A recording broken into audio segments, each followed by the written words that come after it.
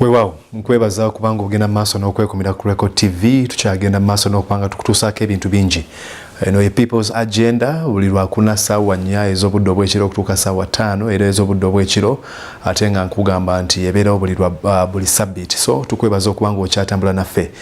Tubeera tumenyaamenya mu nsonga naddala ezo ezisinga okukola amawulire oba okukola emitwe gy'amawulire abamu ku bannayuganda okusingira ddala nga batuuka okwebuuza nti abaffe tugenda kukola ki abamu nga balabika nga basobeddwa ate abandi nga balinga nga bawa amagezi tuwabula tubaako kye tuteesa n'okweyongerayo mu maaso era nga bwe tutuukidde olwaleero tugenda kubeera nga tulina ensonga y'abannamawulire wetandikidde okwogera ku bino zenteekateeka eziri ez'ekika ekyawaggulu ez'okulonda kw'abannamawulire bingi badde byogerwa ng'abamu bagamba nti abaffe kunaatambula kutya abandi nga bagamba nti tekuliyo bintu bingi nnyo badde byetoolerawo n'abamu nga bagamba nti lwaki bannamawulire bali mu nnyaato okweyawula okw'ekika ekyawaggulu ate eyo ng'ovuddeyo ne tugenda ne mu kunkola y'emirimu bannamawulire abamu bagamba nti eddembe lyabwe lirinywerera ekisusse abandi bagamba nti bayinza okuba nga bannyigirizibwa ne bagezaako okubaako gye baddukira tebataasibwa ne tugamba tusaanye kutuukawa ani ayinza okutunyonnyola ku mbeera bweti tugezezaako okutuukirira omukulu Robert Ssempala owa Human Rights Network for Journalists kibiina ekitaatira oba okulwanirira oba okukuuma eddembe lya bannamawulire mu nnyaffe Uganda.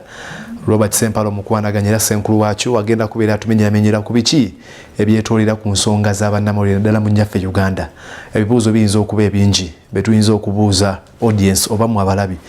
ne tumaliriza nga mpawo n'omu ayanukudde ekibuuzo ekyo wabula okuggyako nga tugenze k'oyo abadde naddala mu lutalo lwennyini mu battlefield wali wennyini n'agamba nti ono yakosebwa bw'ati ne tugezaako okukola kino n'emisango egigguddwawo ku bannamawulire abaffe gikomyewa tukoma kuwulira nti jaggulwawo tewali kulondola kw'amaanyi oba waliwo givuddemu ebibala kati n'olw'ensonga eyo bwe tugenda okubeera nga twetolera olwaleero twesitudde okuva ate mu maka gaffe ekamwoca ku plot 7 oluguudo olumanyiddwa nga Kira ne tujja ate mu maka aga Human Rights Network for Journalists. Mukama wange nsanyusa okulaba nsanyusa okubaaniriza mu maka g'abannamawulire wano kituufu amaka gaffe amaka g'abannamawulire kubanga olugiruggule oli munnamawulire yenna aba wano mu Uganda ab'omu kitundu ekya Africa n'ensi yonna era be bagenyi baffe abasinga okubeera wano njagala n'obba yozayoza olw'okufuna amaka amajja amatiribona kwokomya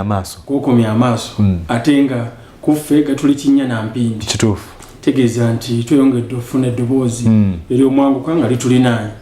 bwe tukuba enduulu tumanyi nti mwe mujja okusooka kituufu anti tuddayo ku njogera yaffe okweddaabulula kwe tutambulira to reinvent is our brand yekulafika tuli mu kweddaabulula era brand nnungi n'okyozayoza Mordecai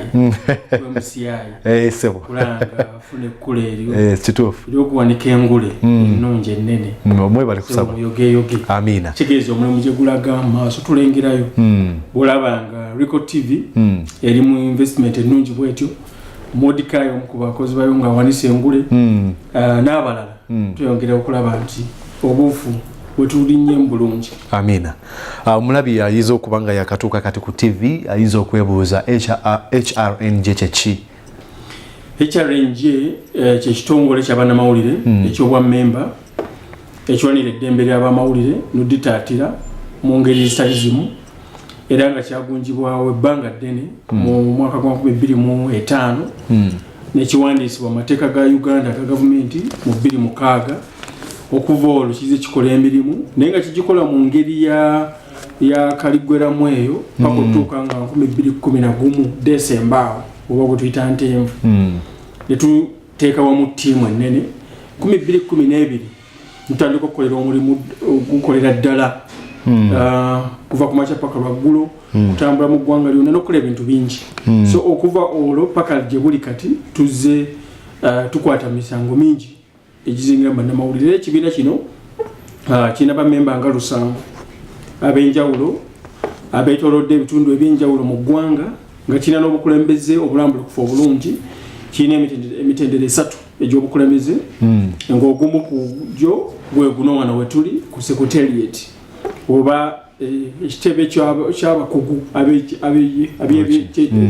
eky'ebyekikugu nga kino nze nkikulembera wano. Tulina ekitebe, tulina omutendera omulala gw'olukiiko oluteesesebwa amateeka kiyita Policy Formulation Body, kiyita Executive Board, luliko abantu 9 era lukulemberwa kati mwami Julius Esegu, mwami aveyo side ze Soroti, mwami Muteso nga yesimbawo mu kulonda kwa bonna. Tufuna okulonda kwa bonna buli myaka 3 era abakulembeze ne bamala ebisanja 2 mu office nga tulonda buli muntu abadde member afe. Era bw'ova ku olukiiko tulina no General Assembly, olukiiko olutaba ffenna lutugatta awamu era tusinkana buli mwaka mu lukiiko olwo lwetuyita Tabamiruka, litwongera okubaganya ebirowoozo ku nsonga z'ekibiina kino, wawe tuli twagala okubeera, tutuusewo tutya, gane tutema empenda mu ngeri eyo. So bufunze kyekyo ekibiina nga era bamemba basasula akasente. Ne bwe bamemba tulina emitendera 3. Tulina omutendera ogusooka gwa mitwalo 2 buli mwaka, bamemba baffe abasinga gwe bagwamu nno. Tulina omutendera ogwokubiri gwa bulamu bwonna, oli asobola okugaa njaga kuba memba w'HRNJ oba Human Rights Network for Journalists Uganda. Obulamu bwange bwonna, obulamu tukitwala nti myaka 5 tusobola okureviewinga oluvannyuma lw'ekyo, okulaba oba oli akyali mulamu oba tayitanga ttembo oba akyayagala byayingiramu. So we review oba ebigendererwa bye bikyakwatagana n'ebyekibiina kyaffe kino. Kati kyekyo omutendera gwa mitwalo 10 wadde ng'olukiiko lwagala tugyongeze giba 2 buli mwaka.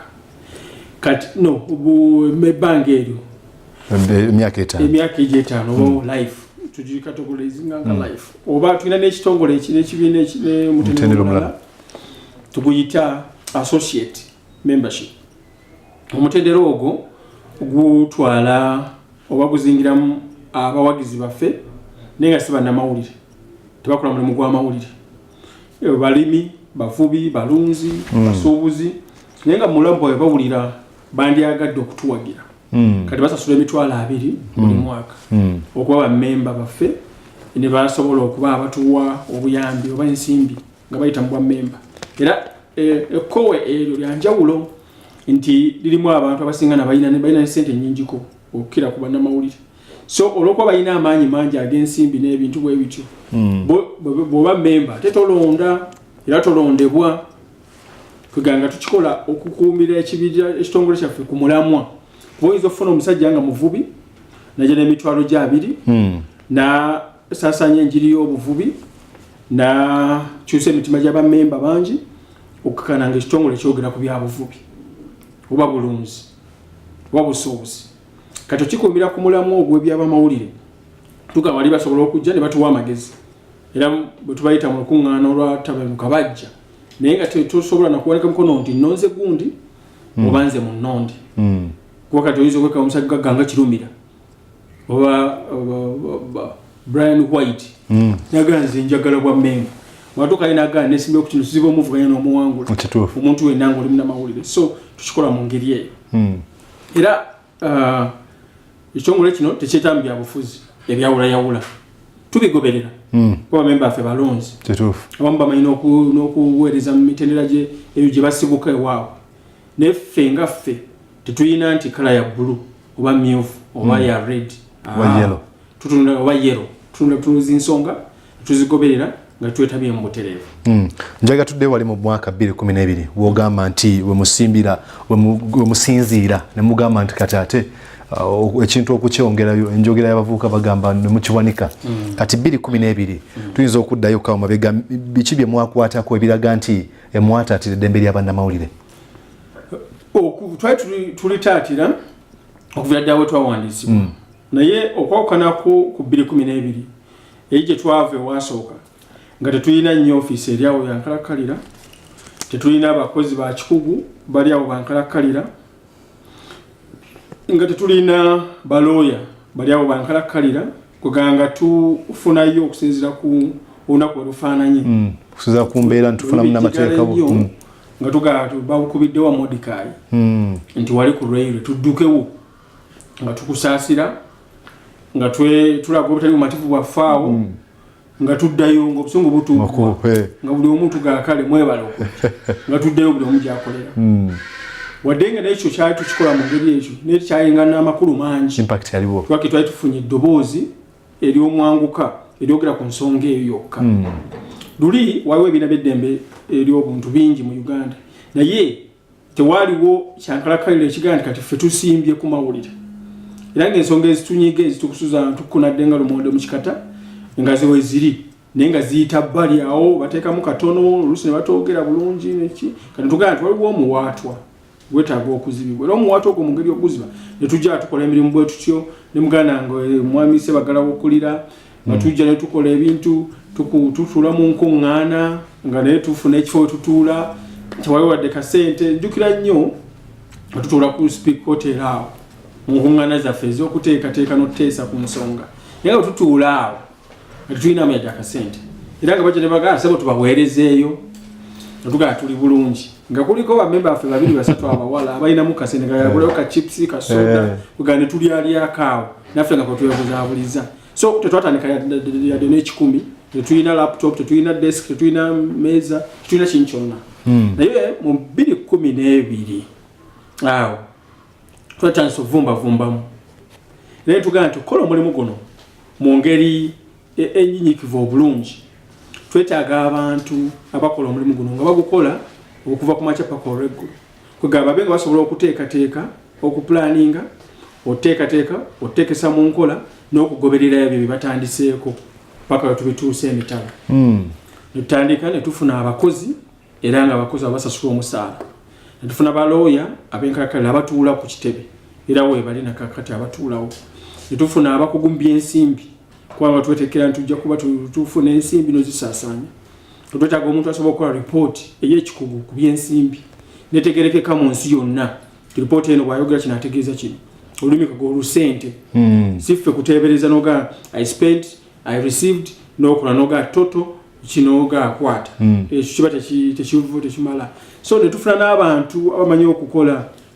ekyo bayitanga proposal okutunula embeera n'agaaka tusobola kukola activities zino okukyusa embeera eno tusobola kugoberera bye tukoze bwetu tetubiwandiika era bwe twatuukira ne tulakola office twasooka kubeerera ddala okusookera ddala ku Ruth Towers awo nga tulina office abanamawulire bangi nga ffe tulina mu desk emu nga abasinga twalinga active nnyo okusinga babiri ng'omu bw'aba ayimiridde omulala aba atudde omulala bw'aba ali omulala aba yeetooloolamu olw'ensonga nga tulina ekifo kya muntu omu era nga temusobola tutuula babiri omulundi gumu kati naye bwe twadda erubaga awo nga ku Bulange ne tufunawo ku office awo nga kalimu ebisenge mpola tukadaabize tutandika okukoleramu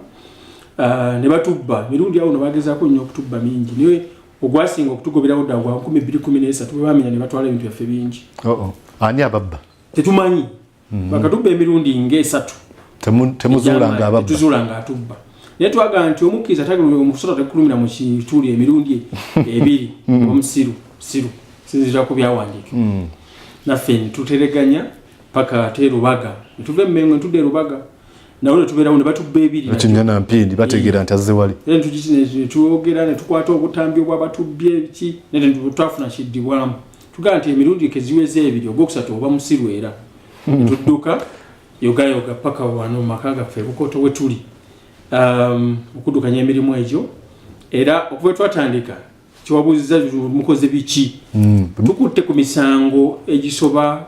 okusooka tunoonyereza kituyita research and documentation kizira kubwetaavu obubaawo era mu kunoonyereza okwo tufulumya lipoota entakera ku bintu ebyenjawulo nga kyetusinga okufulumya mu alipoota mu ezo tulinamu gye tuyita Press Freedom Index Report PFI eyo efulumizibwa buli mwaka twakafulumya lipoota emirundi 9 kitegeeza emyaka 9 egyogoberera alipoota eyo nabulukufu bulungi ebeeyogera ku biki ebibaddewo mu bbanga ly'omwaka ogwo baani abeetabye mu bikolobero biri bimeka bivudde mu bitundu ki bibadde bya kika ki biki ebikoleddwawo okusinziira ku lipoota gye twasembayo okufulumya embeera eyonoonese eyongedde kusajjuka oba waliwo kati akalembereze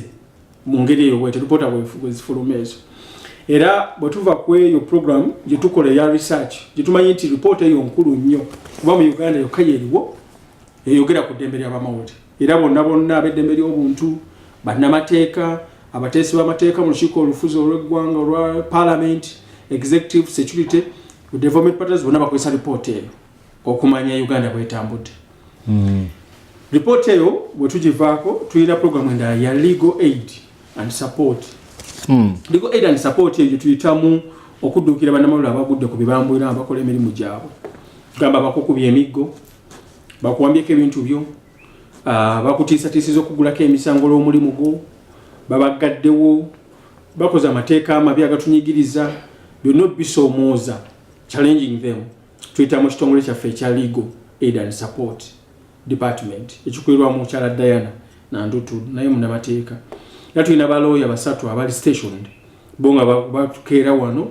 omulimu kwekeba ejjambira y'amawulire, kutuwa magezi ga kinnamawulire ge bayita legal advice, kutunulira amateeka gasoma getegereza, okulabamu obuwakatirwa obulemesa omulimu gw'amawulire nga bwe gulambikiddwa mu ssemateeka w'eggwanga omukulu ne mateeka g'ensi yonna. Era ekitongole ekyo kidduka nnyo ku poliisi okugyayo bannamawulire baffe, ogenda mu kkooti bawulereza ku bwereere nga tewali nsimbi, abalina balooya baabwe obayamba bafunira ensimbi basasulire balooya abo basobole ofuna obwenkanya. Kwegamba ekitongole ekyo kinene nnyo era ebisinga bye tutuuseeko byetoolera nnyo ku kitongole ekyo ekya legal department. Tumanyi nti ekimu ku bintu ebisinga okuba ebizibu ennyo okufuna be bannamateeka era ababafunye olina okusasulira ensimbi nnyingi zaabwe. Kati ffe tulaba nti intervention ejja kuba nkulu nnyo bwe tufuna bannamateeka ab'obwereere okugambako bannamawulire. Era bannamawulire be tuyambako mu ngeri zonna ez'omulimu beebo abazze gye tuli oba be tulabye ku TV oba mu mpapula z'amawulire ne banga si bammemba baffe naye nga as long as bakola omulimu gw'amawulire tubayambako. Ekituyamba bannamawulire abo nti bakama baffe abasinga baba tebalina bannamateeka mu bitongole bye tukoleramu ebisinga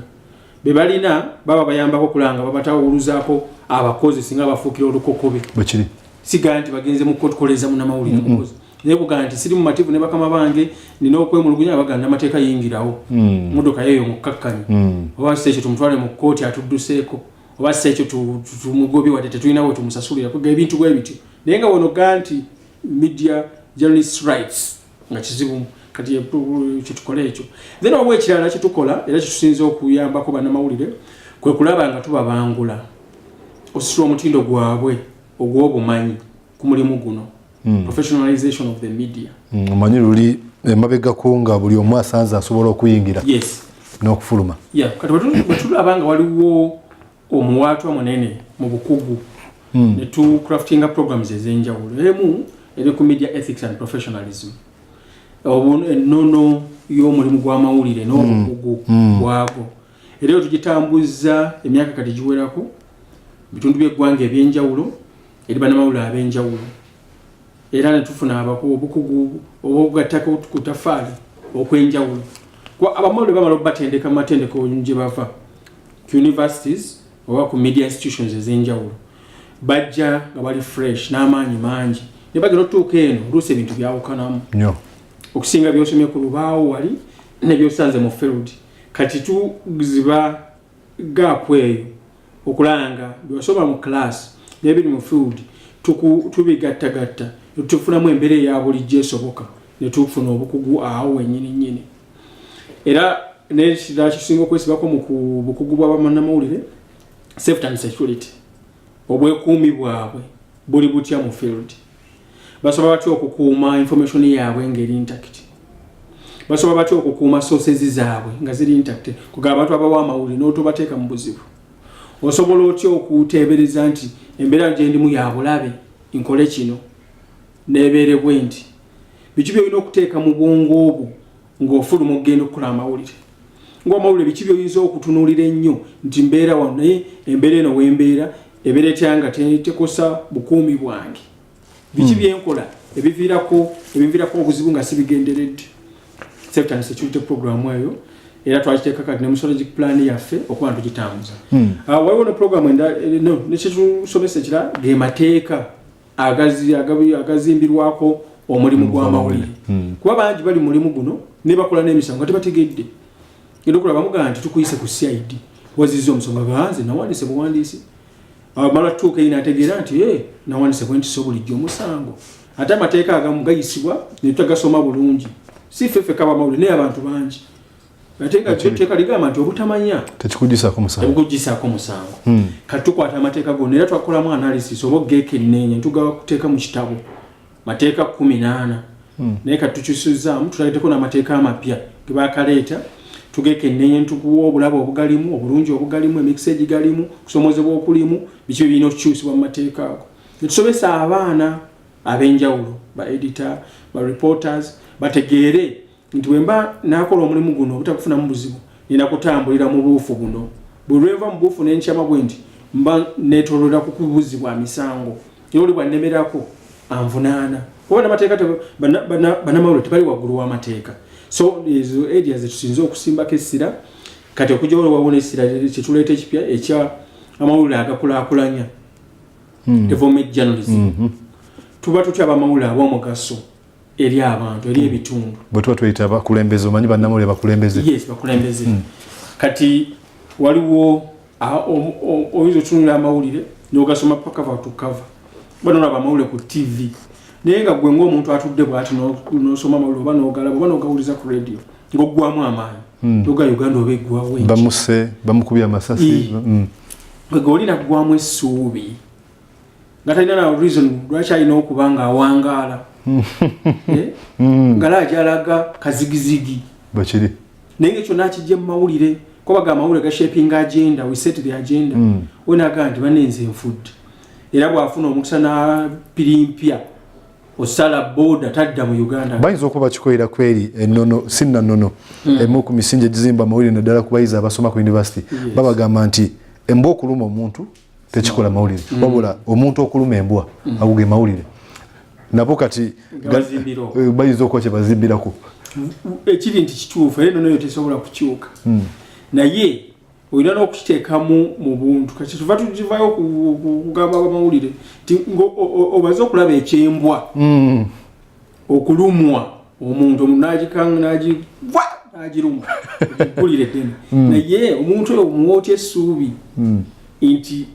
ebiseera eby'omu maaso biri bright. How do you inspire people? How do you motivate your audience? How do you give them hope? Beyond today. Actually, hope abantu bawangadde lwasuubi kituufu.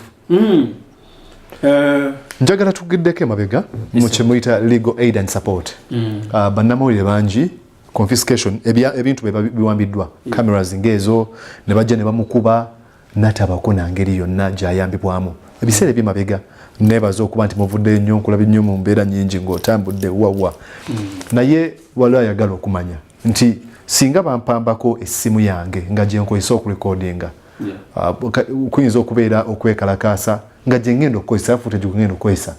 olina gye naginsikako HRNG etandikirawa ye ina kyekozeeko kiki kyekozeeko ekimu kubikola omulimu gw'amawulire bye gadgets oba ebyuma ebikwata amaloboozi ebikuba ebifaananyi ebirikodinga ebifaananyi ne obutabo bwaffe zimemory card bujaketi bwaffe peeni akajaketi ka kitongole gyokolera ebyo byonna bikulu nnyo nnyo ebikwolekanga mu nnamawulire tools of work era omuntu yenna bw'akikwatako aba akulemesezza omulimu gwo okugukola n'olw'ensonga eyo ffe tugutwalanga musango munene okubanga omuntu yenna akulemesa okukola ekyo era ababitutte bangi tubaguddeko emisango simple robbery oba theft nti obbye ekintu ky'omuntu oba omulala malicious damage to property okwonoona ekintu ky'omuntu ng'olina effubitizi malicious olina omukigendererwa ekibi era emisango tugiwera ennembezeza abantu banya ddala abapoliisi mu mbuga z'amateeka givuddemu ebibala bingi egimu tegisaliddwa kutuuka ku nkomerero olw'ensonga kooti ekkiriza kye bayita alternative dispute resolution engeri gye muyinza otutabagana ne mumalawo obutakkaanya muyinza okuva mu kooti ne bawa obudde n'ogamba nze Mordecai nzikiriza Ssempala namwambako ebintu bye naye njagala kumuliyirira. Kooti ebawa obudde muteeseganye. Era bwe muteeseganya mukomawo ne mutegeeza kooti tukkanyiza agenda kungwera kamera yange andiyire n'obudde n'ebisago bye yantuusaako. Kooti neko kye tuyita consent judgment. Era omulamuzi mu nsala ye awandiika nti ensala eno tetuukiddwako lwa bujulizi obuleeteddwa kukkaanya kw'abantu zombi naye yesigamiziddwa ku kukkaanya. Era bwe bamala okukola consent judgment kifuuka ekiragiro kya kooti nti singa weefunyulula n'otokituukiriza ovunaanibwa omusango gwa contempt of court okujeemera oba okuyisa olugaayo mu biragiro bya kooti. Kitegeeza kati liba lifuuse etteeka lwa weeyama okunsasula mu weeks 2 olina okunsasula sinakindi ovunaanibwa okumenya ebiragiro bya kooti. Kati mu ngeri eyo abasinga bagwa mu kategori eyo naye nga mulimu ne betusingisizza emisango ne basasulira abaana ne bawa ssente ne bagula ebyuma ebipya nga emisango egyo gibasse mu vi. Wiiki nga 2 eziise w'omuwala wa Colane Vision Group yagobebwa omwami omuzungu amuyita Thomas Mathias. Omwami oyo so komando mu America abeerawo nga bwebajja alina mukyala we Kaitesi ne balina obukuubagano mu maka. Kati omawulire oyo bwe yagenda osaka yeggulire omwami n'abagoba muve wange. Era omuwala bw'agezaako okudduka n'alinnya ka booda omwami omuzungu n'akwata akamotoka ke n'alinnya n'avuga ng'abagoba. Era n'abagobera ddala ekibangizo ekiwera omwana booda ne kagwa mu kinnya omwana avaako n'agwa n'ensawo ye n'egwa. Muzungu n'akwata ensawo n'agikulubesa n'agitwala. Omwana n'afunamu koowa ekinuubule ku kugulu. Naye oluvannyuma waliwo abantu abakozesa obubi ofiisi zaabwe. N'akubira sawa poliisi n'amugamba nina ensawo eno njagala gikuddiza. Ko sawa poliisi zisikwata nsawo gitwale ku poliisi ekatwe olaba RPC n'okola ne statement n'awulira nga giwunye. Ffe nga twagala tumututawo mu kooti twagala muvunaana olw'obubbi kikye nage simple robbery oba theft. Bategera ndigule gwe gutyo n'agamba nti omuwala jangu ono n'ensawo yo. Ko omuwala nze nsigenda ginona mu ngeri eyo. Ko jangu tuteddeko emitwalo 5 ginone. Olukujjukujju nzija ne balooya bange.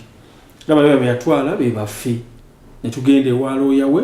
ne tulese ntumuganidda. Tojja kukolanga obuvuyo olw'okuba olina ssente ezo emitwalo 5 ogeezi ginone. Twagala milioni 15 ng'alinga aloota. Tumugamba era ffe tetwazze kunona ssente zo gwe watuyise wano. Ffe tetwagala na kwogera naawe. Twagala obeere mu kaguli mu kooti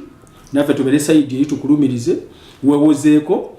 omuntu omwenkanya yegwayita kooti oba omulamuzi atuwa ensala naye nga ayagala okutuuka yeeyo gayoga nga omuwala amuyiriridde bukadde wabunda babutaano mu ddakiika yonna n'ebintu bye n'abimuddiza bwe byali nga tebikwatiddwako ne tukola n'endagaano taddamu mukwatako taddamu okumulinaana mwakola taddamu okusaalimbira mu maka ga naye mwagikola taddamu okukozesa naffe netugamba nti naffe nga musajja tubwali omuzungu bw'obeera mu nsi teriiyo olabanga ab'ensi yabakwefuulidde netumukakasa tewali ffubitizi tewali kigendererwa kibi ku ye ne ebikola byakola bisikiriza ab'amawulire ne tugamba ne bannamawulire abo temutuntuza omusajja mu ngeri y'omutuntuza okujonga ekintu kirina amawulire ge kirina gwe tuyinza okugenda ewuwe n'okugyayo amawulire tumugamba naye endagaano eyo tetegeeza nti tetujja kudda wuwe ng'abamawulire okusakayo amawulire singa akola ekitusikiriza njagala okulaga emu ku ngeri gye tukozeemu okukola omulimu guno. Omulala omwami Abdul Bari wanikira akolera Vision Group n'abapoliisi baamukubira ekasanga teyo ne bamuyisa bubi naye ne bamutwala ne mu kkooti ne tumuwoleza ne tujja mu kkooti naye ne tubaliyiririisa n'omusawo ne bagujjayo ne bamuwa obukadde bwali buna olw'okumutaataaganya n'okukwata kamera y'obubi ne bonoona akuuma ke akakwata amaloboozi. Omulala mwami Mathias Kabugu akola Vision Group naye kodi Kampala lisomo baamukuba naye zisakamu amawulire ne bonoona kamera ye mu ngeri eyo era baamuliira mu ngeri y'emu. Kati tulina emisango emirala gye tulina ng'esheema eyo w'okulonda omwami Eriodo okwaliyo Owodamba Wesley yayisibwa bubi nayo yakubibwa kwibwa abawagizi wa mwami Erioda ne bamusikana mtu wa mudwairo bili kobi ne bamukuba nga police era ne ai police ne gana okugula mu musango twama akuvene tugende shema nkulaba nakulaba ne bagana nga tuli awo ne bagana batya gugugule gwetuje gweki paka oluvanyuma repression ne bagula mu musango abajuzi ne bawa statements era musango guno nyezebwa tugutwaga gube mu court mungeri eyo nenge mukumira ku misango tuvunana kono onabyuma bye bikola ne wakiso wano somo lya St Augustine byakwa muna mawulo omulala Mwamutyaba Williams era agenze kwata muliro gwali gubalusewo musomero ngego musomesa wagamba abayizi basomesa bakumu na mawulire yes era go musango guli wakiso file eri wa state attorney tujigobera bulungi nnyo tusinkanyemu ne state okumuyambako ne police tujiyambako buli ekyetagisa tukikole tulabenga esomero n'abayizi n'omusomesa beti batwalibwa mu mbuga z'amateeka. Weewaawo tukyagenda mu maaso ne Robert Sempala omukwanaganya omukulu mu kitongole ekirwanira eddembe ly'abannamawulire ekimanyiddwa nga Human Rights Network for Journalists Uganda eyo oba mu bufunze ky'oyinza okuyita HRNJ kibadde nnyo ku mwanjo mu kulwanira eddembe ly'abannamawulire ali mu kutumenyeramenyera kanaddala ekitundu ekisoose atumenyeramenyera ku nkola gye bakolamu emirimu nabo te we basobodde okutambula tugenda kukomawo tugenda kwogera ku nsonga ey'okulonda kw'abannamawulire n'ekibiina ekiraba bannamawulire nga bo n'oluvannyuma tugenda kuonako ku mirimu gy'abannamawulire b'eddembe lyabwe mu biseera ebyeyaliko Ssaabaduumizi wa Poliisi General Edward Kale Kaihura n'omulembe omujja ogwa Martin Okoth Ochola. Tova ku Record TV tukyagenda mu maaso ne People's Agenda.